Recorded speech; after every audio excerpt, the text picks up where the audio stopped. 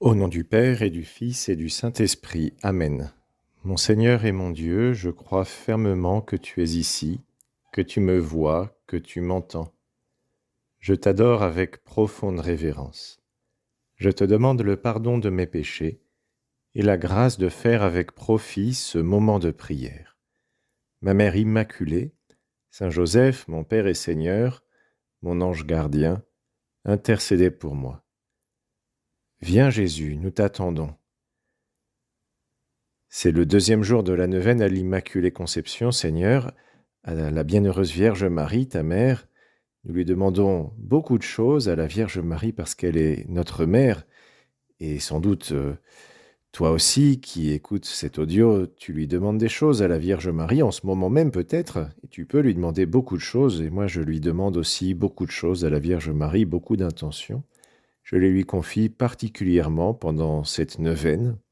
Toi aussi, tu peux, dans ces jours qui précèdent la grande fête de l'Immaculée Conception, le 8 décembre, ces 9 jours qui précèdent cette grande fête, demander bien des choses à la Vierge Marie et les demander avec foi, avec la confiance que la Vierge Marie est ta mère et qu'elle t'écoute et qu'elle t'entend et qu'elle intercède pour toi auprès de Dieu. Avec la foi, nous pouvons vraiment faire des choses merveilleuses, de grandes choses. Et même parfois, le Seigneur nous fait le don de miracles impressionnants. Il y a quelques semaines, j'ai lu le récit suivant sur le site de l'Opus Dei.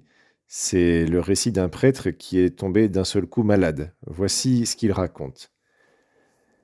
Lorsque je me suis réveillé, comme d'habitude, au son du réveil, je me suis rendu compte, avec surprise, que je ne voyais pas de l'œil droit. Depuis 2 jours, j'avais ressenti une certaine gêne dans la vision, mais je l'avais attribuée à la fatigue. Avec l'œil droit, je voyais un peu flou, et seulement avec un certain effort, mais je pensais que tout se résoudrait après une bonne nuit de sommeil, mais il en est allé autrement. Dans la résidence où je vis, il y a aussi un médecin qui vit là. La première chose que j'ai faite, ça a été de lui demander ce que je devais faire. La réponse, assez évidente, a été que je devais me rendre immédiatement aux urgences. Comme on était dimanche, je ne voulais pas partir de chez moi sans savoir quand je pourrais revenir, sans célébrer la Sainte Messe. Entre l'obscurité de mon œil et de la nervosité et de la peur, j'ai fait de mon mieux pour prier avec piété. Ensuite, je suis allé aux urgences, accompagné par quelqu'un d'autre. On m'a pris en charge assez rapidement. La gravité croissante sur le visage du médecin qui m'a reçu a commencé à me faire penser qu'il ne s'agissait pas de quelque chose de banal, comme je l'imaginais jusque-là. Jusqu'à ce moment,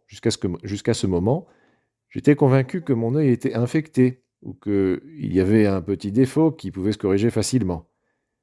Mais après plusieurs examens, et après avoir constaté qu'avec l'œil droit, j'étais même incapable de distinguer la couleur d'un grand dossier que le docteur tenait devant moi, on m'a informé qu'une ambulance avait été appelée pour me transférer en urgence à une clinique neurologique.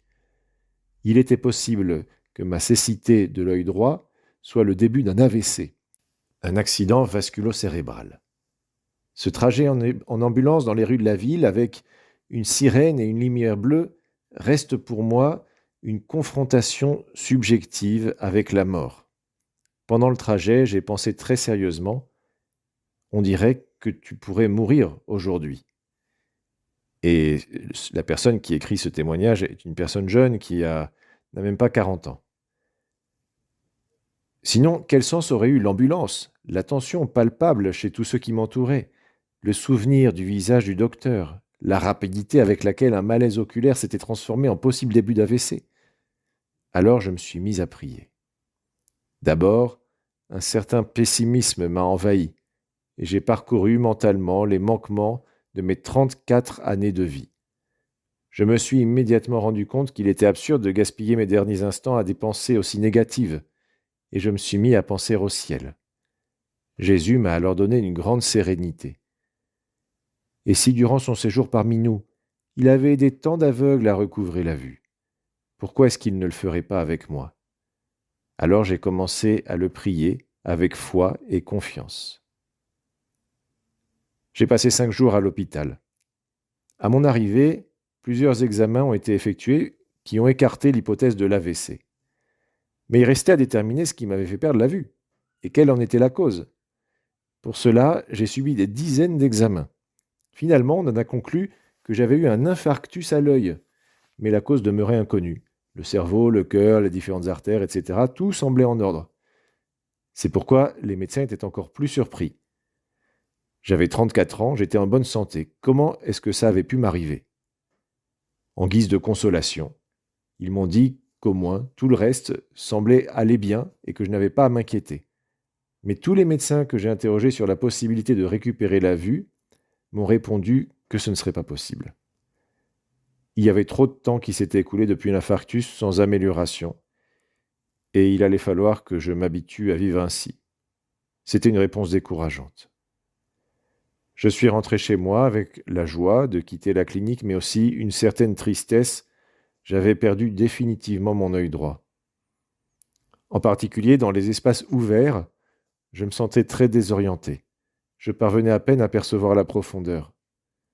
De plus, j'ai commencé à souffrir de violents maux de tête, qui ne s'estompaient que lorsque je me couchais.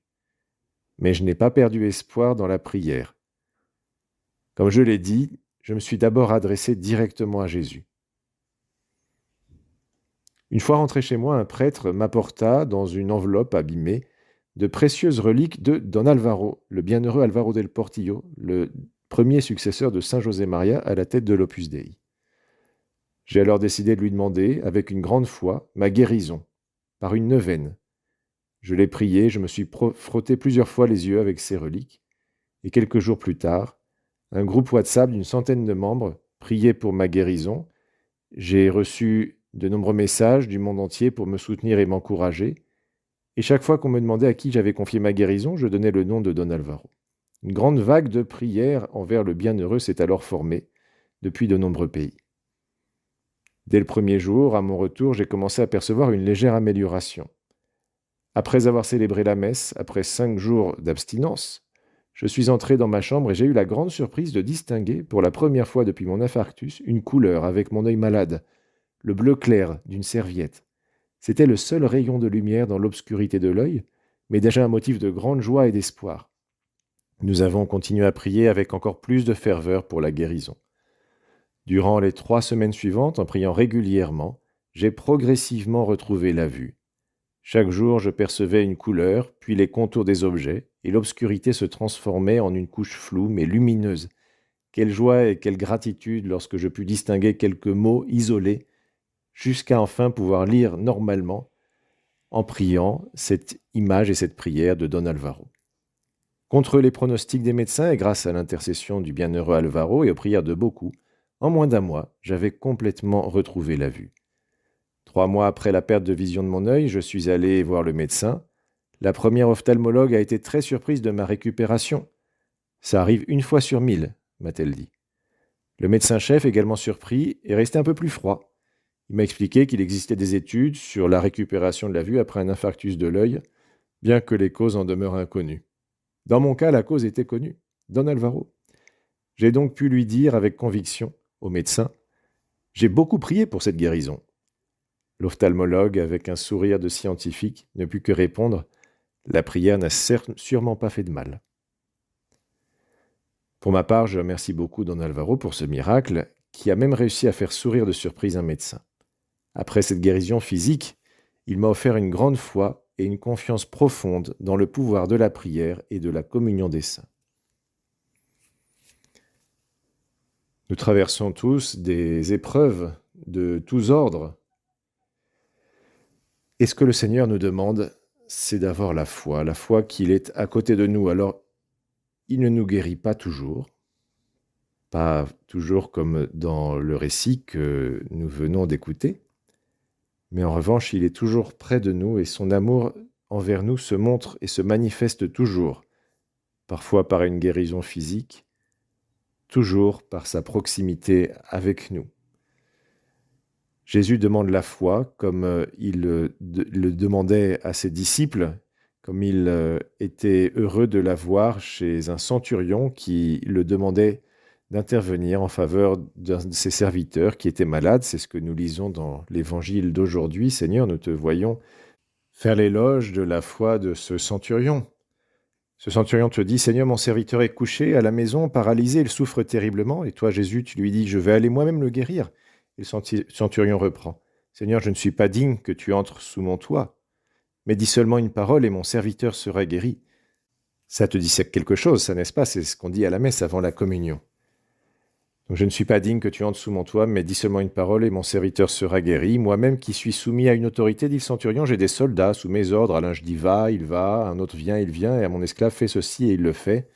Sous-entendu, toi Jésus, qui n'es pas soumis à une autorité puisque tu es Dieu, combien plus ce que tu dis se fera. À ces mots, dit l'Évangile, Jésus fut dans l'admiration et dit à ceux qui le suivaient, Amen, je vous le déclare, chez personne en Israël je n'ai trouvé une telle foi. Aussi je vous le dis, beaucoup viendront de l'Orient et de l'Occident et prendront place avec Abraham, Isaac et Jacob au festin du royaume des cieux. Oui, tous, Seigneur, absolument tous, nous sommes appelés à avoir une grande, grande foi en toi, à accueillir ce don précieux de la foi que tu nous fais. Viens, Seigneur Jésus. Je te remercie, mon Dieu, des bonnes résolutions, des actes d'amour et des inspirations que tu m'as communiquées dans cette méditation. Je te demande de m'aider à les mettre en pratique. Ma Mère Immaculée, Saint Joseph, mon Père et Seigneur, mon ange gardien, intercédez pour moi.